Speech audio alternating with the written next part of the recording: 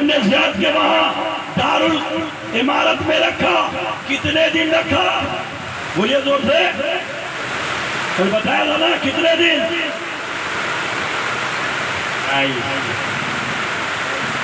ایک ہفتہ. کتنے دن رکھا؟ ایک ہفتہ رکھا. جمعہ سے جمعہ، جمعہ سے جمعہ. ایک ہفتے میں بھی مولا حسین اور ان کے جانثاروں کے کٹے ہوئے ہاتھ سے بانس، بدبو، سر سے بدبو. اور بدبو کس کی نہیں آتی؟ مرنے والا تو سڑ ہی جائے گا نا. جس کا جسم مردہ ہو گیا اس کے اعضاء سڑ جائیں گے، مگر جو زندہ ہو آپ کا سر بدبو مارے گا کیا؟ آپ کا جسم بدبو مارے گا کیا؟ کیونکہ آپ زندہ ہیں. تو حسین کا سر دشمن کے گھر میں رکھا ہے، دشمن سجا کے رکھا ہے. ایک ہفتے تک نہ پنجے سے بدبو آئی نہ سر حسین سے. اس لیے قرآن کہتا ہے بلکہ وہ زندہ ہے. بے شک بے شک، بہت بہت کیا تشریح ہے. زندہ بے شک زندہ ہیں. اور پھر میں نے کہا کہ لشکر ہندوستان بہت دن بعد پہنچی ہے نا. قتل کے 15-20 دن کے بعد تب لاشیں دفنائی گئی. اگر لاشیں سڑ جاتی، کیڑے لگ جاتے، سمجھ گیا، کیڑے لگ جاتے، لاشیں سڑ جاتی تو دفنانا مشکل ہو جاتا. گدھ، کوے، چیل کھا جانے چاہیے. مگر حسین بتاتے ہیں، ان کا جسم بتا رہا ہے کہ اے لوگوں سنو، چونٹی مجھے کھانے نہیں آتی، چونٹی میری حفاظت کر رہی ہے، مجھ پر سلام پڑھ رہے ہیں. کیڑے مکوڑے مجھ پر سلام پڑھ رہے ہیں، ہوائیں مجھ پر سلام پڑھ رہی ہے، اور یہ پانی مجھ پر سلام پڑھ رہے ہیں. 18,000 مخلوقات حسین کو سلامی دیتے ہیں.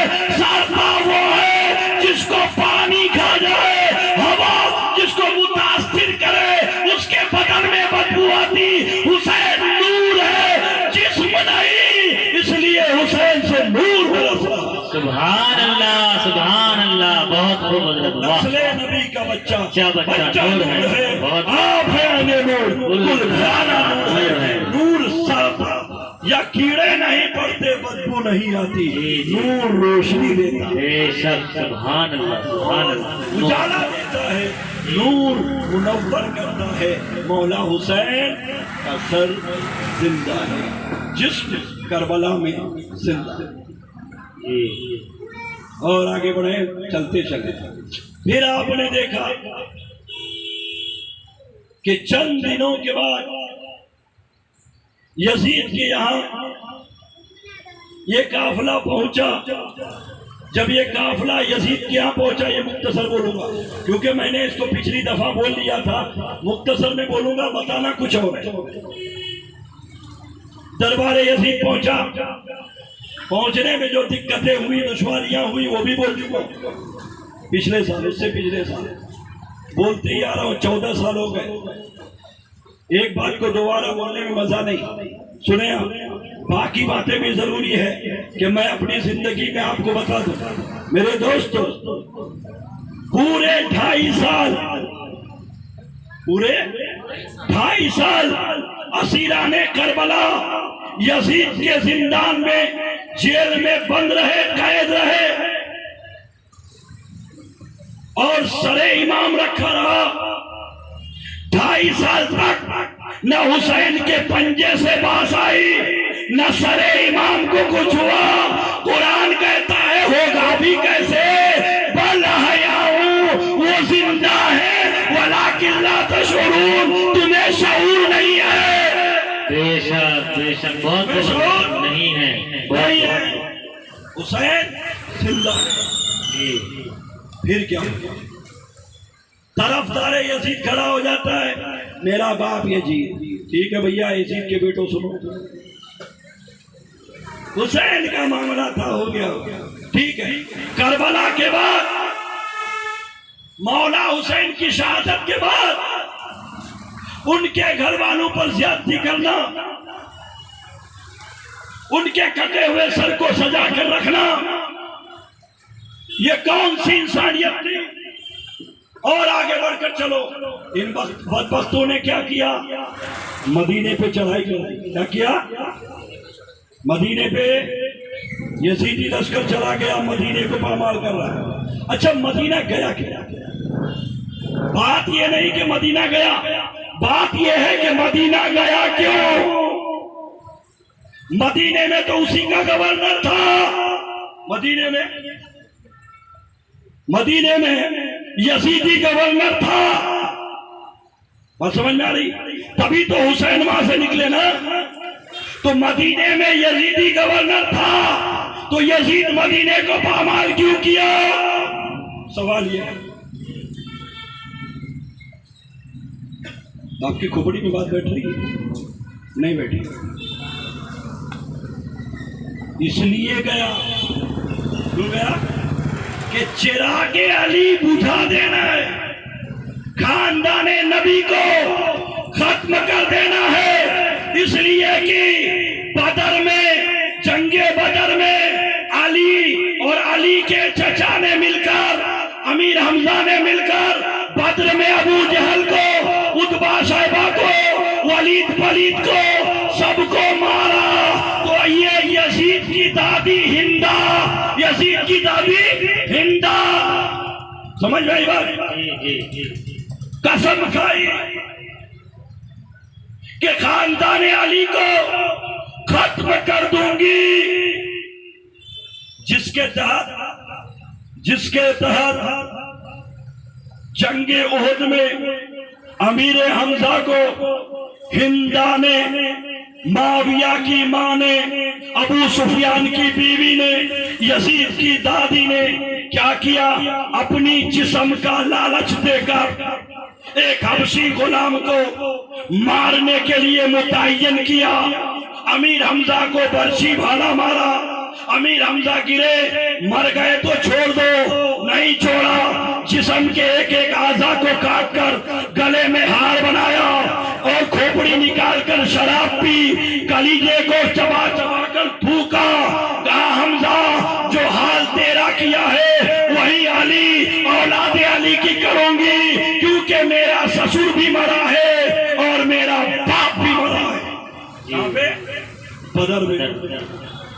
بدر میں اسی بدر کا بدلہ ہے کربلا، اسی بدر کا بدلہ ہے کربلا۔ اب کربلا میں جب دیکھا گن کر کہ اہل بیت کے سارے مارے نہیں گئے تو مدینے میں فوج بھیج دی۔ وہاں محمد بن حنفیہ تھے، وہاں حضرت زین العابدین کی بیوی تھی، حسن کی بیٹی تھی، امام باقر 3 سال کے وہاں موجود تھے، سغرا بھی تھی، ان کے کچھ چاہنے والے بھی قریبی رشتہ دار تھے، ان کو مارنے کے لیے مدینہ فوج چلی گئی۔ اے یزیدی طرفداروں سنو کہ مدینے کو پامال کیوں کیا؟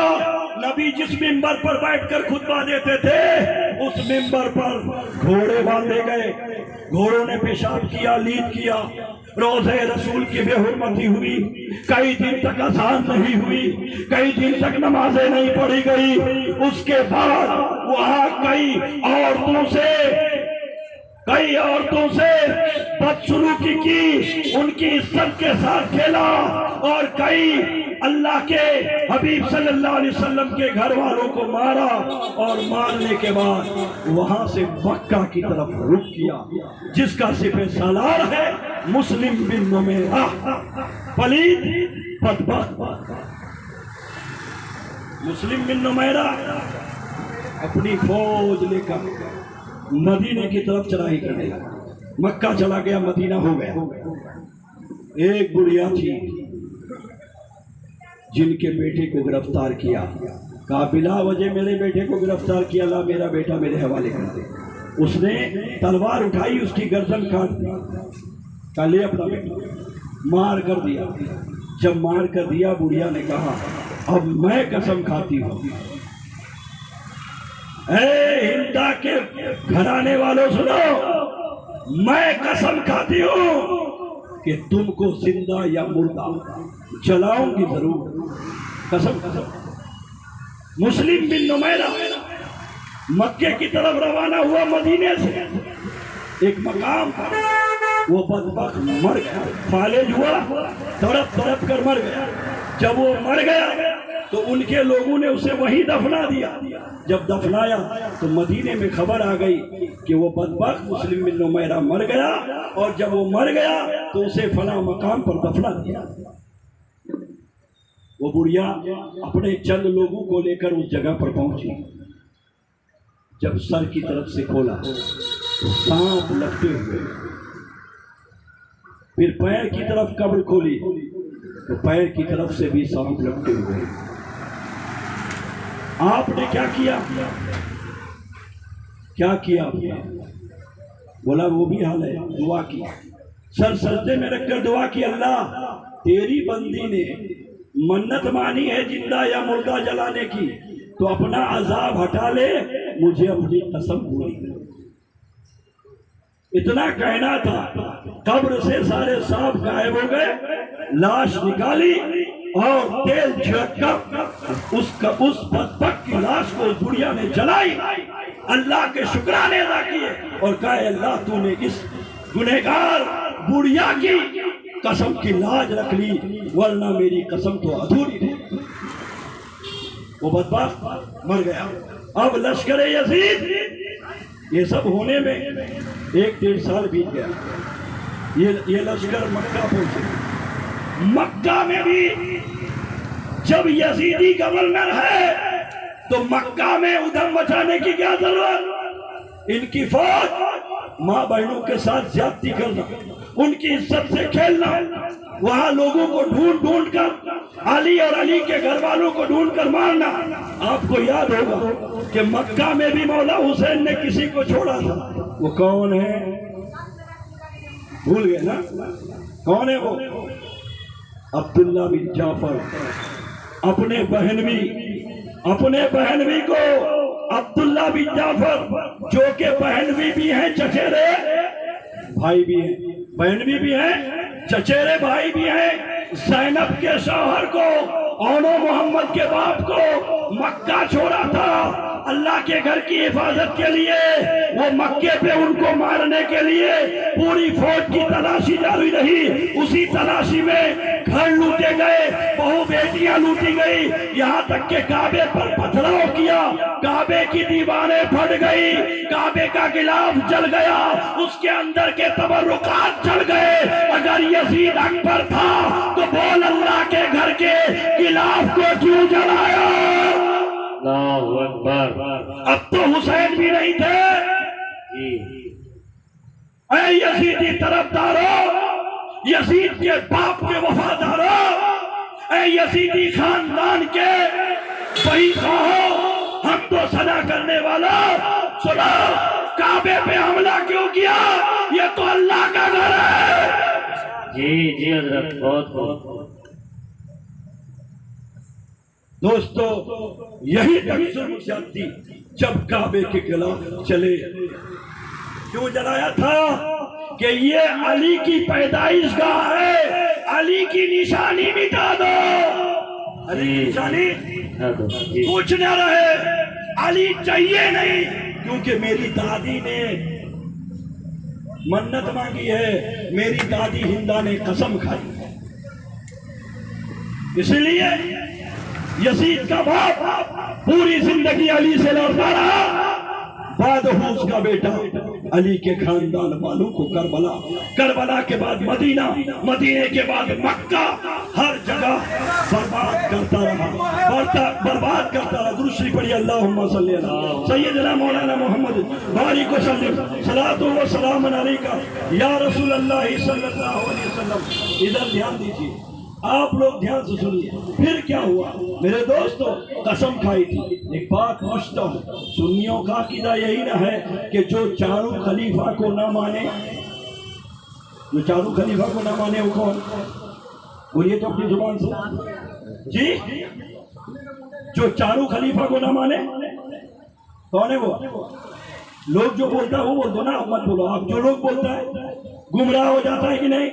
तो अली क्या खलीफा नहीं थे?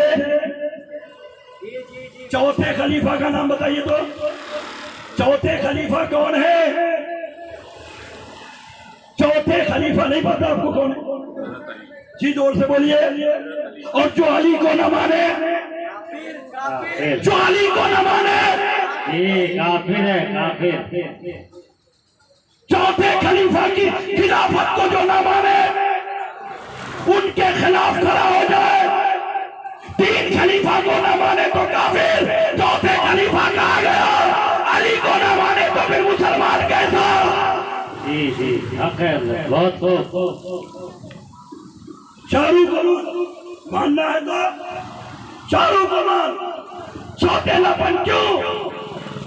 अली की बात है तो बगले झांकने लगते हो, क्योंकि ये नबी का दामाद है, क्योंकि ये अब्दुल मुत्तलिब का पोता है, रसूलुल्लाह का भाई है, उखुवत में भाई है, बिरादर में भाई है, खूनी भाई है।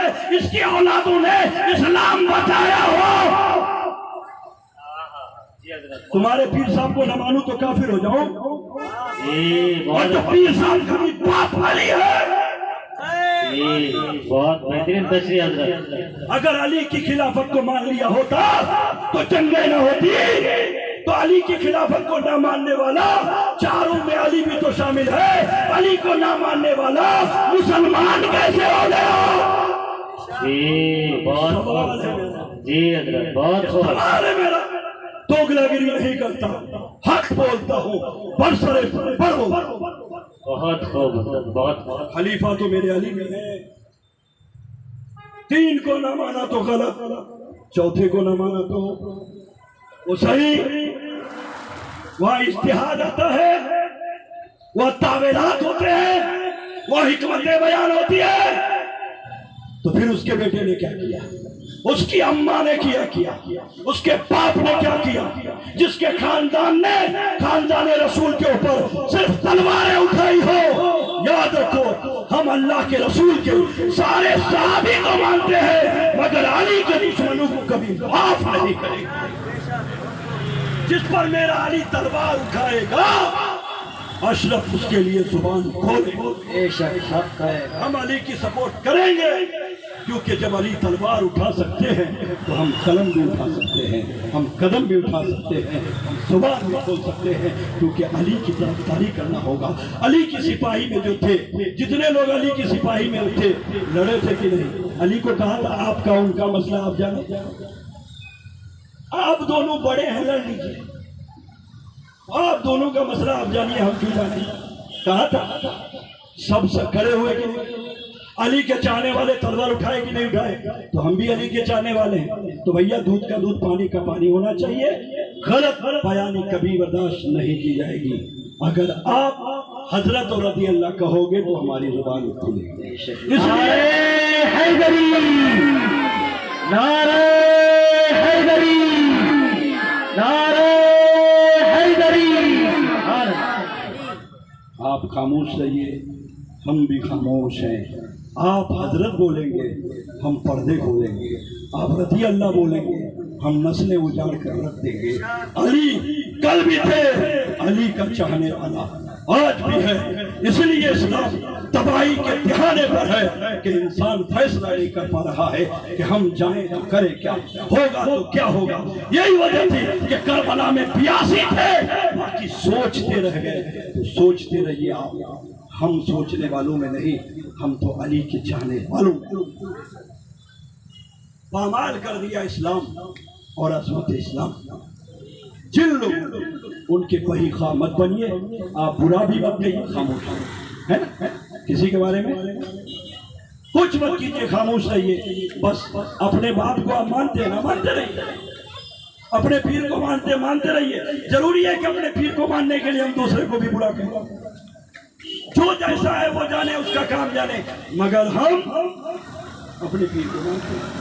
तो हम सब का पीर अली है और बादे करबला हुसैन। बल आया वलाकिन ला तशऊरून, बल्कि वो जिंदा है, तुम्हें शऊर